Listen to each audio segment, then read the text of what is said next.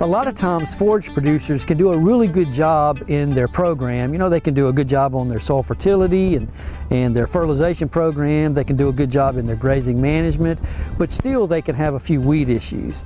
You know, a lot of times that we can have some buttercup or some thistle or some plantains that can begin to infest the field, and a producer is going to need to try to get control of those, and a lot of times it's going to be through the use of herbicides.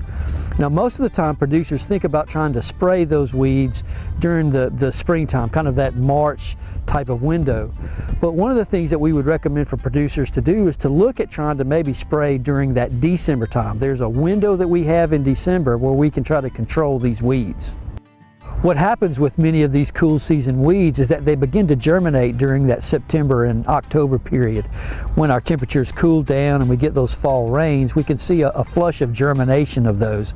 And so they're very easy to kill during that December period because they're relatively small, but we need to pay attention to a couple of things, and one of the main ones is going to be temperature. What we're looking for is a period of about 3 days when our temperature gets to about 60 degrees. Once we reach that temperature for 3 days, that has stimulated those weeds to be able to grow enough so that then when we spray them with a herbicide, they'll take that herbicide in and we'll get very effective control. The herbicide recommendations to control these weeds is going to be the same in the fall as it is in the spring. If we're trying to control buttercup and musk thistle, we can apply 2 pints per acre of 2,4-D.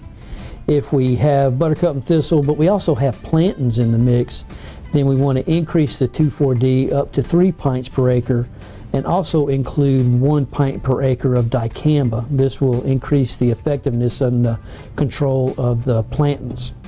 As always, anytime we use a herbicide, we want to include 1 quart of surfactant per 100 gallons of spray mix. So producers should really think about utilizing December as a weed control month. Often these weeds are very easily to control in December. A lot of times the ground is a lot firmer, so it's easier to actually spray. Just make sure to pay attention that you get 3 days where your high temperature gets to about 60 degrees. As always, if you need any other information on beef or forage production, check our website, utbeef.com. And also think about checking on our Facebook page, just UT Beef and Forage Center, to look for updates as well as our weekly Facebook Live session.